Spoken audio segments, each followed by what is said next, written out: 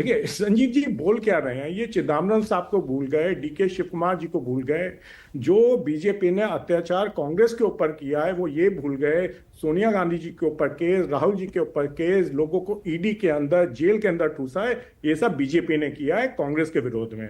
कांग्रेस एक अकेली पार्टी रही है जिसने पिछले 70 साल आरएसएस के विरोध जम के लोहा लिया है, और आज राहुल गांधी जी लोहा ले रहे हैं। मैं ये कह रहा, इंडिया अलायंस के और भी लोग हैं जो लड़ रहे हैं बीजेपी से, लेकिन माफ करना केजरीवाल जी उनमें से नहीं है।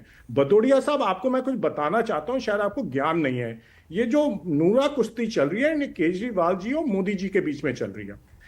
मोदी जी को केजरीवाल जी का इस्तेमाल करना है, जो उनका स्टेटेड गोल है कांग्रेस मुक्त भारत, और केजरीवाल जी को देश में कांग्रेस की जगह लेनी है, बीजेपी की जगह नहीं लेनी, कांग्रेस की जगह लेनी है।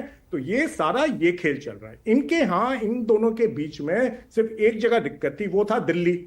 नहीं तो अगर दिल्ली में दिक्कत थी इसलिए केजरीवाल जी को जेल में डाला, अगर आज उनको जरूरत है इसलिए उनको जेल से हटा दिया। सही तो ये है, कांग्रेस ने केस फाइल किया था क्योंकि लिकर स्कैम है, उसमें चोरी हुई है ना। हाँ, बस यही सुनना चाह रहा था। लेकिन आज मोदी जी ने सीबीआई को कह के केस को इतना वीक पुट किया, सारे तथ्य सामने पेश नहीं किए, जिससे कि कोर्ट को छोड़ना पड़ा। कोर्ट की भी मजबूरी हो गई, जब सीबीआई तथ्य पेश नहीं करेगी, ढंग से केस नहीं देगी तो कैसे होगा। सीबीआई तो भाई वो करती है जो मोदी जी कहते हैं। तो सारी कहानी है, दोनों आपस में मिले हुए हैं। अब दोनों की शख्सियत देख लीजिए, दोनों भ्रष्टाचार से, दोनों को, ना केजरीवाल जी को ना मोदी जी को कोई मतलब, इनको भ्रष्टाचार का इस्तेमाल करके अपने राजनीतिक हित साधने हैं। दोनों बेचारे करने की अच्छा, मुदित भाई एक सेकंड सिर्फ एक लाइन। मोदी जी हमेशा कहते हैं हाय मैं बेचारा, केजरीवाल जी घड़ियालू आंसू ढाते हैं। देखिए दोनों की आपस में नूरा कुश्ती चल रही है।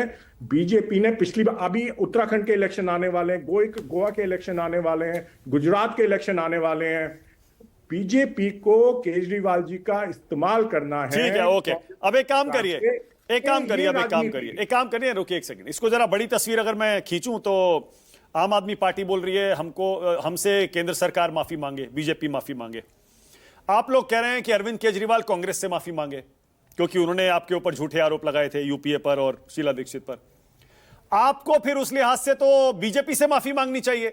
नरेंद्र मोदी और अमित शाह पर आपने भी गुजरात दंगों के दौरान और वो इनकाउंटर के कौन कौन से केस चलाए थे, अमित शाह को जेल जाना पड़ा, नरेंद्र मोदी से पूछताछ हुई, इतने घंटों पूछताछ हुई, वो सारे के सारे क्लीन चिट हो गए। आप भी माफी मांग लीजिए फिर। एक चीज का ध्यान रखिए, इसके अंदर बहुत सारे संशय हैं।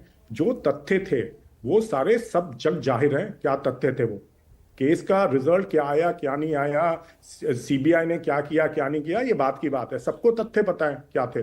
मोदी जी के खुद के स्टेटमेंट थे उस समय, क्या आप भूल रहे हैं? आप चाहते हैं मैं रिपीट कर देता हूं वो स्टेटमेंट? बताइए ना, गलत बात मत कीजिए। नहीं, बताइए कौन से स्टेटमेंट? उन्होंने रिलीफ कैंप में जाके क्या क्या चीजें नहीं बोली थी। हाँ, ये बच्चा पैदा करने वाले ये है उनका, तो हमेशा दे ये रहता, आपस में लोगों को लड़ाओ और वोट बांटो। माफ करना वानक साहब, आप इतने सीनियर पत्रकार हैं, आपको नहीं पता क्या क्या सच्चाई थी? अरे सर, मैं तो सिर्फ एक बात जानता हूं, मैं तो सिर्फ एक बात जानता हूं, सबको पता है सर, मैं एक बात जानता हूँ। एक मिनट मुदित भाई, एक सेकंड रुक जाइए, अब एक सेकंड रुकिए, अब एक सेकंड रुकिए, एक मिनट रुकिए ना, एक सेकंड नहीं, ऐसे नहीं मुदित भाई, ऐसे एक मिनट बंद करिए ना, एक सेकंड। ये नहीं हो सकता ना, ये सुविधाजनक तरीके से आप कहें कि नहीं भैया आम आदमी पार्टी ने तो करप्शन किया है, कोर्ट से क्लीन चिट मिली हो या नहीं मिली हो, वो तो शराब घोटाला तो हुआ है, लेकिन यूपीए में हम लोग कोर्ट से छूट गए तो भैया हम तो पाक साफ हैं। और बीजेपी के नेता अगर कोर्ट से छूट गए, नहीं उन्होंने तो गड़बड़ किया था, गलत किया था, ऐसे नहीं हो सकता। बड़ा आसान है ये कहना। के शर्मा, आपकी बारी है, बोलिए।